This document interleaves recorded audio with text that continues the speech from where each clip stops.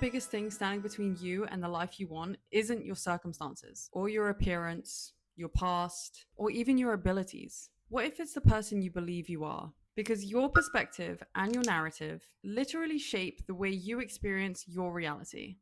They change absolutely everything. They even change the way other people treat you.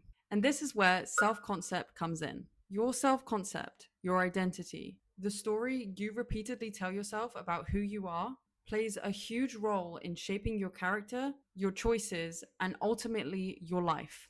Change what you identify as, and you begin to change your life. Let's say you want to lose weight, but deep down, you identify as someone who is overweight, unhealthy, and doesn't have much discipline. As long as that is the identity that you keep reinforcing, you are much more likely to make choices that match it. Or maybe you want to become confident in yourself, but you continue to make the decisions and choices of someone who believes they are shy, insecure, and incapable. You can want the new reality all you want, but if your identity keeps pulling you back to the old one, change becomes incredibly difficult. And there's something else that you must understand.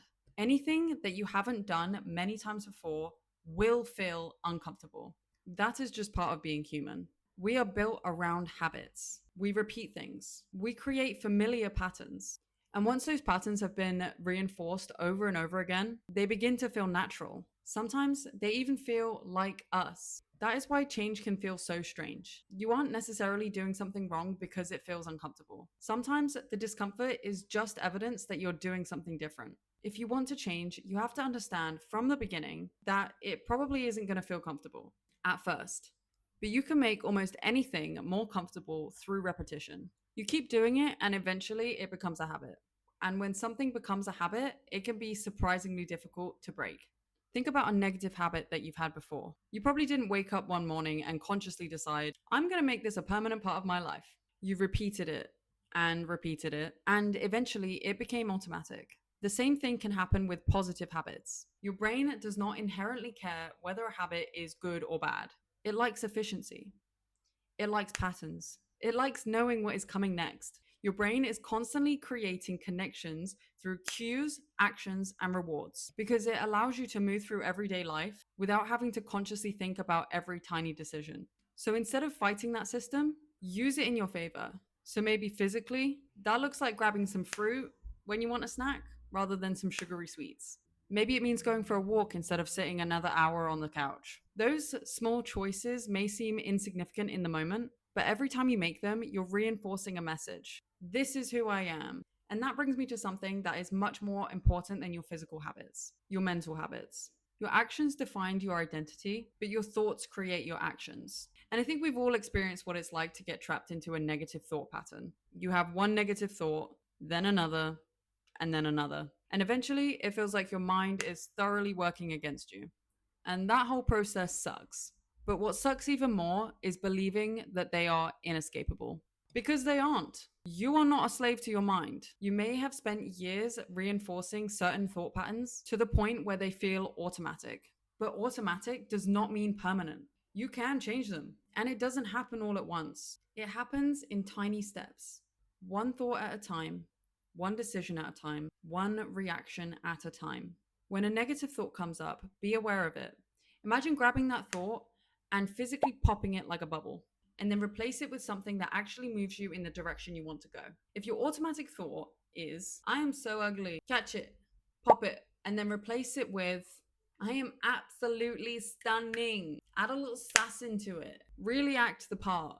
At first, this might feel ridiculous. You might even hear a little voice in your head saying, yeah, right. And that's okay. If you've spent years telling yourself that you're ugly, stupid, unsuccessful, unattractive, incapable, of course, this new thought is not going to feel familiar. You have to give your brain the time to learn the new pattern. Take another example. Instead of, I'm so fat and unhealthy, replace it with, I am making healthy choices and I enjoy taking care of my body. You're not just insulting yourself and demanding that you magically become a new person. You're creating a new identity that gives you somewhere to go. And then you have to follow it with action. Because this is not just about saying positive things in the mirror, it's about actually becoming the person you're telling yourself you are. You say, I mostly eat healthy foods. Then you actually start choosing healthier foods. You say, I am someone who exercises. And then you move your body. You say, I keep promises to myself. And then you keep one. Every time you do, you are casting a vote for that identity. That's the part I think sometimes people miss. Your identity isn't just what you say to yourself, it's what you repeatedly prove to yourself through actions. If you want to become confident, start making confident choices. If you want to become disciplined, start keeping small promises to yourself. If you want to become healthy, start behaving like someone who takes care of their body. You don't have to become that person overnight. You just have to start voting for them. This is why changing internally is so important, because it is incredibly difficult to build a new life when your mind is constantly telling you, this is useless. Why do you even bother? You'll always be unsuccessful. You never stick to anything. You can sometimes force yourself towards a physical goal through self-hatred, fear, shame, or punishment. But even if you reach that goal, you will still feel like it's not enough. Because if your identity never changed, the finish line keeps moving. You lose the weight, but you still see yourself as an overweight person. You become successful, but you still see yourself as a person who isn't good enough. You become confident, but you still search for evidence that you're secretly insecure. That's why I believe internal change has to come first. Not because you have to hate who you are right now, quite the opposite. You have to learn how to love yourself while becoming someone new. You should be able to celebrate your wins. You should be able to look at yourself and say, I'm proud of you. Not because you've finally become worthy, but because you were worthy the entire time. Since I started practicing this, I had never felt more secure or had more self-respect. I've also become much more conscious of the words I speak over myself. I don't want to constantly call myself ugly, fat, incapable, or a failure, because words matter. The way that you repeatedly speak to yourself becomes a part of the environment that you live in mentally. And personally, I don't want to create an environment inside myself that I'm constantly trying to escape. It's almost like hexing yourself. Why would I repeatedly cast spells over myself that I don't actually want to live under? I've realized I do this with other people too. If someone says, I'm so fat, I'm so stupid, I'm so ugly, I will stop them and say, don't speak to yourself like that. Because why have we normalized bullying ourselves?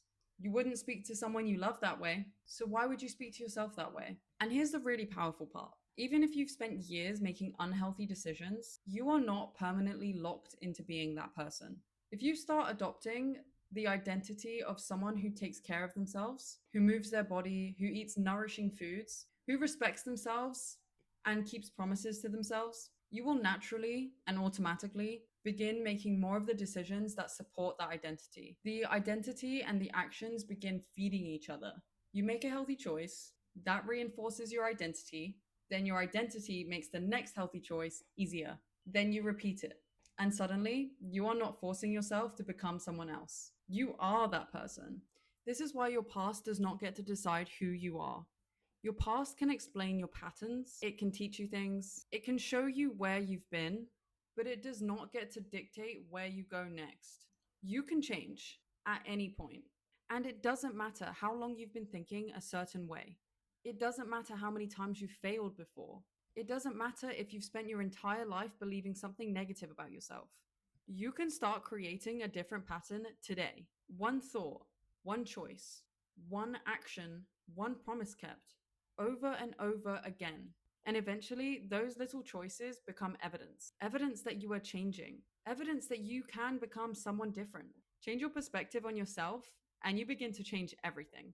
I genuinely believe that you are capable of far more than you probably realize. Don't let your past self tell you who you are allowed to become. And don't let someone else's opinion of you become your identity. You get the vote, and you cast that vote every single day through the thoughts that you entertain, the words you speak, and the decisions you make. So when you have a choice between the old version of you and the person that you want to become, vote for the person that you want to be, even if it feels uncomfortable, even if it feels fake at first, even if you don't believe it yet.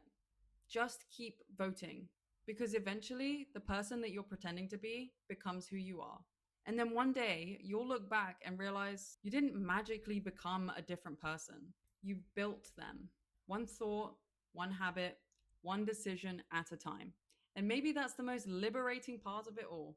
You don't have to wait for your future self to arrive. You can start becoming them right now, because everything is now. And every decision you make is a vote for who you become next.